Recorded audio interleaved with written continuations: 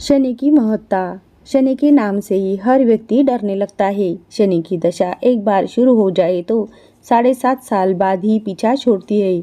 लेकिन हनुमान भक्तों को शनि से डरने की तनिक भी जरूरत नहीं। शनि ने हनुमान को भी डराना चाहा, लेकिन मुंह की खानी पड़ी। आइए जाने कैसे। महान पराक्रमी हनुमान अमर है। पवन पुत्र हनुमान रघुकुल के कुमारों के कहने से प्रतिदिन अपनी आत्मकथा का कोई भाग सुनाया करते थे।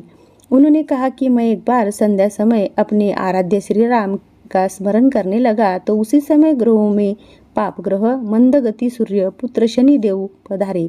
वह अत्यंत कृष्ण वर्ण का भीषणाकार थे।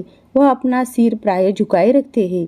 जिस पर अपनी दृष्टि डालते हैं वह अवश्य नष्ट हो जाता है। शनिदेव हनुमान के बाहुबल और पराक्रम को नहीं जानते थे। हनुमान ने उन्हें लंका में दशग्रीव के बंधन से मुक्त किया था। वह हनुमान जी से विनयपूर्वक किंतु कर्कश स्वर में बोले, हनुमान जी, मैं आपको सावधान करने आया हूँ। त्रेता की बात दूसरी थी, अब कलयुग प्रारंभ हो गया है। भगवान वासुदेव ने जिस क्षण अपनी अवतार लीला का समापन किया उसी क्षण से पृथ्वी पर कली का प्रभुत्व हो गया। यह कलयुग है। इस युग में आपका शरीर दुर्बल और मेरा बहुत बलिष्ठ हो गया है। अब आप मेरी 7.5 की दशा प्रभावी हो गई है। मैं आपके शरीर पर आ रहा हूँ। शनिदेव को इस बात का तनिक भी ज्ञान नहीं था कि रघुनाथ के चरणाश्रितों पर काल का प्रभाव नहीं होता।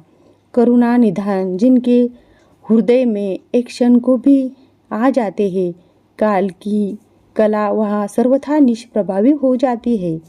प्रारब्ध के विधान वहाँ प्रभुत्वहीन हो जाते हैं। सर्वसमर्थ पर ब्रह्म के सेवकों का नियंत्रण, संचालन, पोषण प्रभु ही करते हैं। उनके सेवकों की और दृष्टि उठाने का साहस कोई सुर असुर करे तो स्वयं अनिष्ट भाजन होता है। शनिदेव के अग्रज यमराज भी प्रभु के भक्त की ओर देखने का साहस नहीं कर पाते।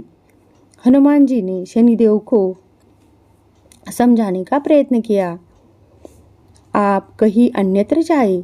ग्रहों का प्रभाव पृथ्वी के मरणशील प्राणियों पर ही पड़ता है। मुझे अपने आराध्य का स्मरण करने दे। मेरे शरीर में श्री रघुनाथ जी के अतिरिक्त दूसरे किसी को स्थान नहीं मिल सकता। लेकिन शनिदेव को इससे संतोष नहीं मिला। वह बोले, मैं सृष्टिकर्ता के विधान से विवश हूँ। आप पृथ्वी पर रहते हैं, अतः आप मेरे प्रभुत्व क्षेत्र से बाहर नहीं है।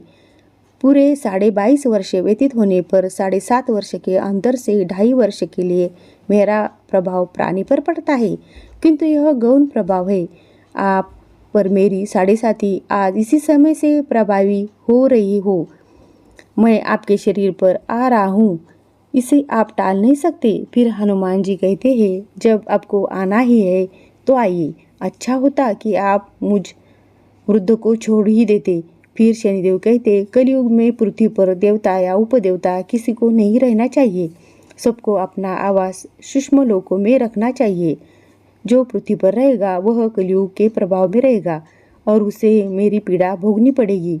और ग्रहों में मुझे अपने अग्रज यम का कार्य मिला है। मैं मुख्य मारक ग्रह हूँ और मृत्यु के सबसे निकट ऊर्ध्व होते ही, अतः मैं ऊर्ध्व को कैसे छोड़ सकता हूँ। हनुमान जी पूछते हैं, आप मेरे शरीर पर कहाँ बैठने आ रहे।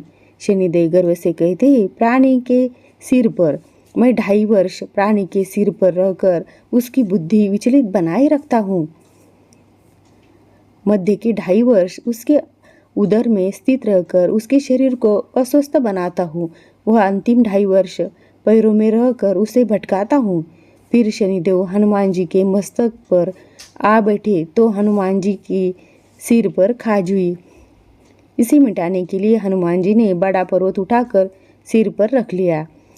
शनिदेव चिल्लाते हैं, यह क्या कर रहे हैं आप। फिर हनुमान जी कहते हैं, जैसे आप सृष्टिकर्ता के विधान से विवश है, वैसे मैं भी अपने स्वभाव से विवश हूँ। मेरे मस्तक पर खाज मिटाने की यही उपचार पद्धति है और आप अपना कार्य करें और मैं अपना कार्य। ऐसा कहते ही हनुमान जी ने दूसरा पर्वत उठाकर सिर पर रख लिया। इस पर शनिदेव कहते हैं, आप इन्हें उतारिए, मैं संधि करने को तैयार हूँ। उनको इतना कहते ही हनुमान जी ने तीसरा पर्वत उठाकर सिर पर रख लिया। तो शनिदेव चिल्लाकर कहते हैं, मैं अब आपको समीप नहीं आऊँगा। फिर भी हनुमान जी नहीं माने और चौथा पर्वत उठाकर सिर पर रख लिया। शनिदेव फिर चिल्लाते हैं, पवन कुमार त्राही माम ताही माम रामदूत आंजनेयाय नमः। मैं उसको भी पीड़ित नहीं करूँगा जो आपका स्मरण करेगा। मुझे उतर जाने का अवसर दे। हनुमान जी कहते हैं, बहुत शीघ्रता की, अभी तो पांचवा पर्वत शिखर बाकी है। और इतने में ही शनि मेरे पैरों में गिर गए और कहा, मैं सदैव आपका देव वैष्णव को स्मरण रखूँगा। आघात के उपचार के लिए शनिदेव तेल मांगने लगे। हनुमान जी तेल कहाँ देने वाले थे, वही शनिदेव आज भी तेलदान से तुष्ट होते हैं। आपको ये कहानी कैसी लगी कमेंट बॉक्स में ज़रूर बताइएगा। कल फिर मिलेंगे एक दूसरी कहानी लेकर। Thank you.